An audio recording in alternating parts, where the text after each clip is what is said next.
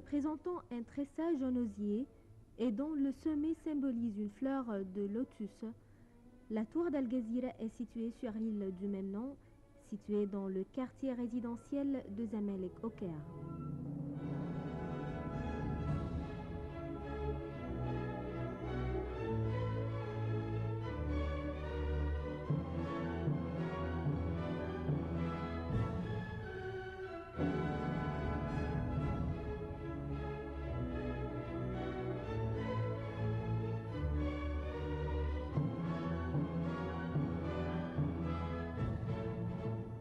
Cette tour, construite par l'architecte Naoum Chebib, fait 187 mètres de haut et fut achevée en 1961.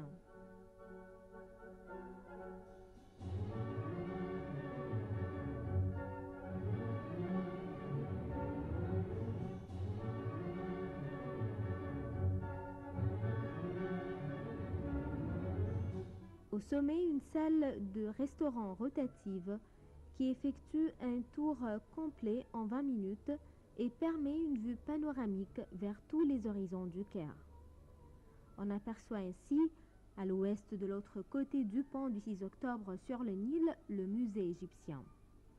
À l'opposé, les pyramides sur le plateau de Gizeh.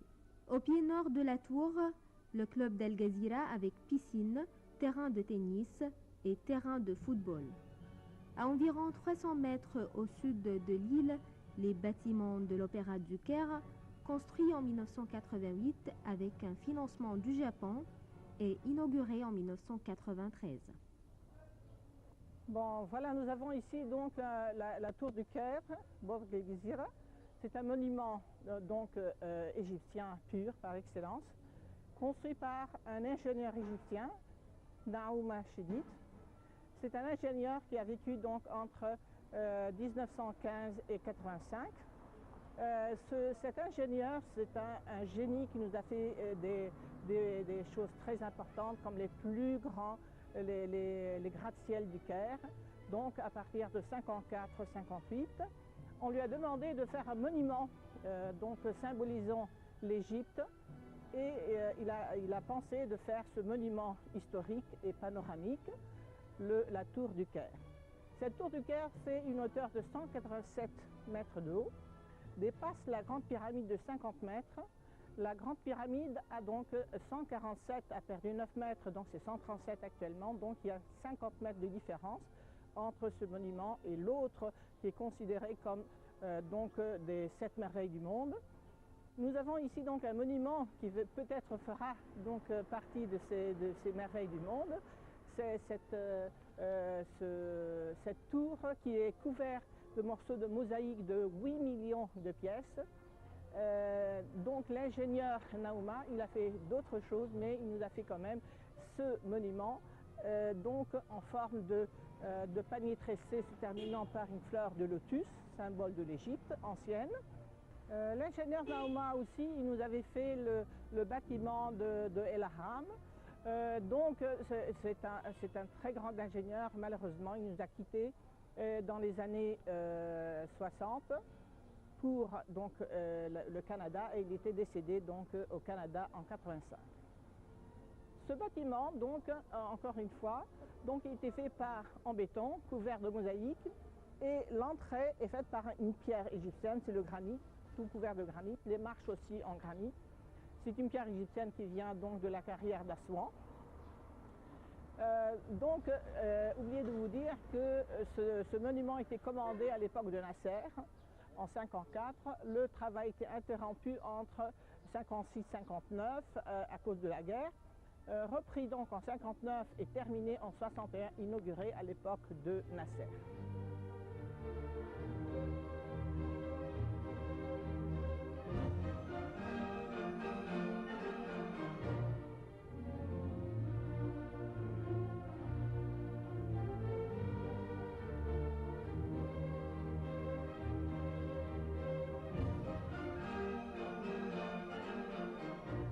En 1954, Naoum Chebib est le seul architecte à avoir érigé des gratte-ciel au Caire. Le gouvernement égyptien le choisit pour concevoir et construire une tour devant être le symbole de l'Égypte moderne. Naoum Shebib a agi à la fois comme architecte, ingénieur en structure et entrepreneur principal.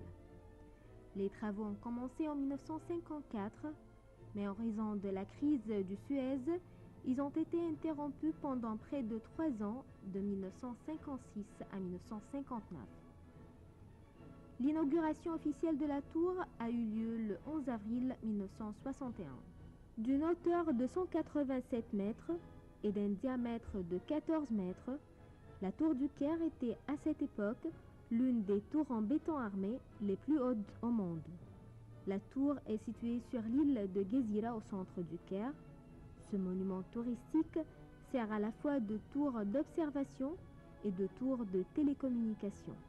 Il y a 2 étages pour la tour du Caire, et un étage qui est donc fermé comme celle-là donc, et c'est un restaurant tournant. Pendant 20 minutes, on peut faire tout le tour du Caire, donc de l'est à l'ouest, le nord, etc. Et donc le 2e étage, on va le voir tout à l'heure avec la vue panoramique.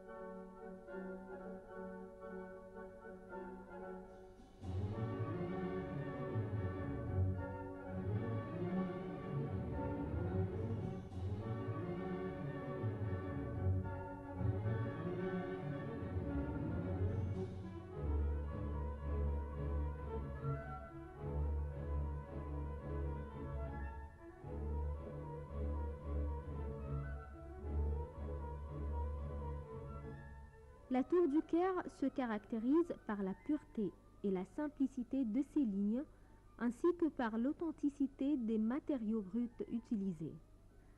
L'absence de décoration superficielle et la prouesse structurale dans l'utilisation du béton armé ont permis de construire une enveloppe légère, élégante et transparente. La structure de la tour est constituée d'un corps central en béton armé, de 4 colonnes périphériques et de plateformes réparties sur toute la hauteur. Ces plateformes soutiennent l'enveloppe extérieure constituée de losanges en béton armé. Le motif de losange en béton armé qui recouvre la tour s'allonge de plus en plus, donnant l'apparence des mouvements ascendants à mesure que le regard se dirige vers le haut. Les lignes qui s'entrelacent sur toute la hauteur s'ouvre légèrement au sommet, imitant une fleur de lotus d'inspiration pharaonique.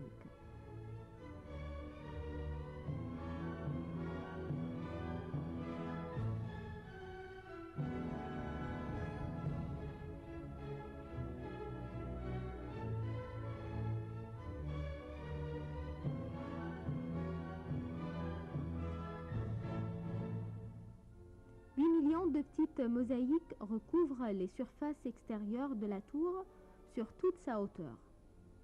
Ce revêtement de mosaïque a été sélectionné pour son apparence et sa résistance aux intempéries. Le granit rose poli d'Aswan, un matériau souvent employé par les anciens